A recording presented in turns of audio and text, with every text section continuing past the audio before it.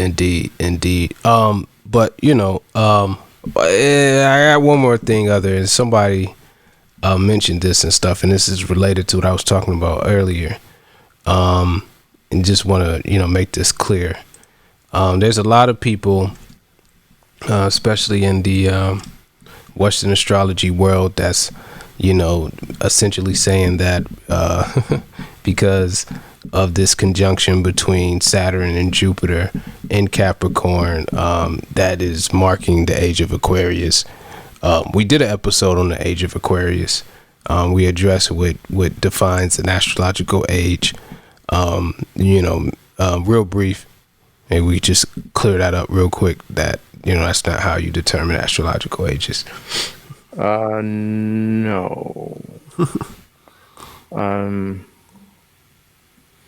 Western astrology, and we're going to talk about some of those things today, actually.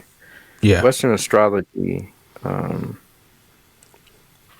is, for all intents and purposes, divorced from reality. And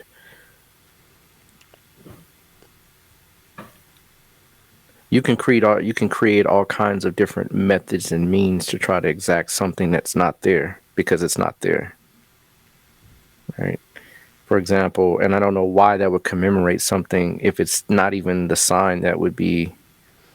Well, to them, this happening in Aquarius. Oh, well, I guess so, right? Because they're off, right? 23 days. So yeah, I would guess maybe according, but no, that's not how you determine an age at all, and they know this, right? Most astrologers, even Western astrologers, know that the age is determined based on what happens on March 21st, right? Every year. So it's interesting that comes out, and that's something that people are saying, but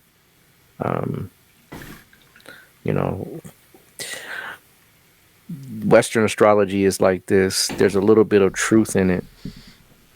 So enough truth will confuse you, right, to make it seemingly believe that it's authentic and then it's 100% accurate. But that's the worst part about it, is that the little bit of truth can throw you off so much that it's almost to the point where it's laughable, the differences in it. And people, I've had semi debates with some of the astrologers, like Victor Cara. We had a dialogue and tried to show me and prove to me that that we're supposed to use tropical, and I quickly could show him that no, that's not the case, even in the scripture. So, didn't Victor Cara, he has a book on the nakshatras and everything, right? Yeah, he does, actually. I didn't know he was using the Western zodiac.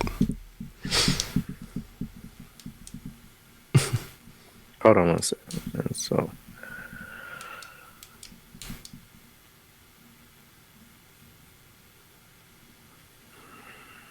So yeah, he does have a book on the nakshatras, and he's definitely an advocate, along with Ernest Wilhelm and a couple of others that really try to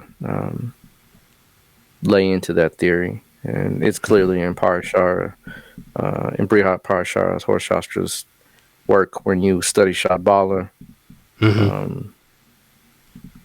Ayana Bala is one of the measurements that we use to gauge Shadbala. Is Ayana Bala is in Kala Bala, right?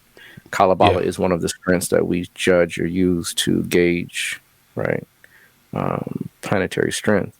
And so it depends on where a planet is placed and what time of the year it is, right? Certain planets do better towards the summer. Some planets do better towards the winter. So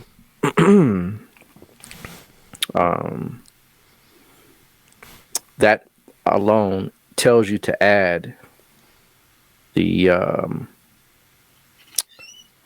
difference between the Ayanamsha back in to the Ayana Bala in order to gauge the strength.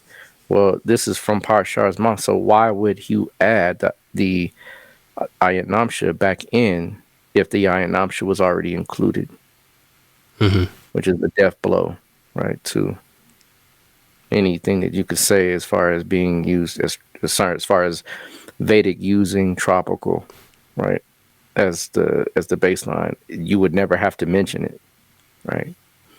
And so there's no way they can explain that away, right? Yeah. And that just proves that the system is based on, and that's even for the people in Kemet. If you watch that movie 2000, is it 2009, 2009 or something like that, the movie about the Great Pyramid, quite interesting, man, quite interesting. But they showed how we use basically laser beams, right, to fashion. What movie is that? I don't. It's 2000. It's on YouTube. It's about a 3.5 hour movie, maybe 4 hour movie. I need to check that out. Yeah, but it shows how we use. I mean, it's pretty interesting. All for the exception of the portion where they mention the Nasut, or the king being buried in the pyramid. We'll conjecture about that, but and what it was used for. But nonetheless, the information is right and exact. I mean, when they actually show it, they show us using lenses to capture the sunlight and actually creating cement, right, out of igneous rock, out of granite. I'm like, whoa, yeah, that's heavy. But it makes sense because when you look at the sculpting, we didn't have any tools, right, to be able to do that, so-called. So how would they be able to chisel diorite and, you know what I mean, dolomite and all those hard types of rocks with tools that were considered to be, you know, for all intents and purposes, soft, right? Copper doesn't do much to rock. So no, they showed that they actually melted the rock, right? And they also constructed cement. But nonetheless, those stars were aligned perfectly, right? Sirius and one of the stars in Orion. So actually 3 of the stars in Orion. So nonetheless, that we use the sidereal system, right, to do that. There's no way you could do it tropically. So all those things just go to show that there's been a divergence in the knowledge. And so it's purposefully done, I can assure you this, is so that people really don't have access to a direct link to what's going on. And it's better to have it mixed in so that you can confuse truth with falsehood, so that it blurs the lines. But that is quite interesting that they would state that the beginning of an age would happen. I mean, I know it's been 800 years since the last conjunction like this, but that would even disprove it again, because if it's 800 years, that would mean that's the 1200s. That would be the last conjunction. And so that would have ended or changed in age. It doesn't make sense, right? Yeah, I think the big thing, you know, part of our you know, personal training and stuff like that, you know, kind of helps with that, is that, you know, when it comes to quote unquote, you know, alternative spiritual, you know, techniques and stuff like that, I think a lot of people adopt the attitude that none of this stuff is solidified. So, you know, it's kind of like, well, nobody knows, or nobody really knows this or knows that. So it's kind of like, you know, there's some gray area there that we can kind of play in and stuff like that, you know. But I mean, and like I said, you know, one thing we don't want to do is we don't want to, you know, offend or alienate any, you know, other systems or anything like that. But I mean, we're pretty firm in what we practice, and we could definitely back it up, you know, just you know, utilizing the tools, not anything other than that. You know, but I think that kind of gets in the way sometimes, you know, because, you know, when you utilize certain, you know, techniques and different things like that to be sure about something, it changes the way that you approach it. You know, it's not so much, well, it could be this, it could be that, you know, it's more like, no, this is this. Yeah, you know, it is what it is. You know what I mean? You have to call it like you see it, and that's the best way to do it. Even if, you know, I've always been told, if you with everything lining up, you follow the last thing, which is, you know, your intuition and your insight and experience. But, you know, with this system, you really don't need much of it when you do it right. You don't. You know, that's only when, you know, I've had more intuitive readings from Western astrologers than I have astrological readings, right? Some of them are very psychic, right? And that's where a lot of their predictive ability comes in, because some of them use their psychic ability to feel, right? Yeah. And the astrology kind of gives them some parameters around it, which, you know, helps. But, you know, this is really more a mathematical and a geometric process, right?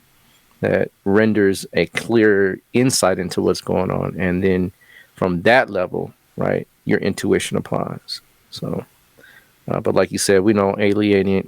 And here's, let me say this, there's a lot of techniques that they use that I really do roll with. I just apply it, you know, within the context of, you know, the degree system that we use. And it works. You know, planets that are out of bounds, they always can you can use planets that are out of bounds to predict quite well, right? They have a couple of things that even the outer planets, which interface and kind of overlay, right? We use some of those. So some of their techniques, they work, you know, but the aspects. Yeah, aspects. Exactly. That's a Western approach, definitely. Yep. Indeed.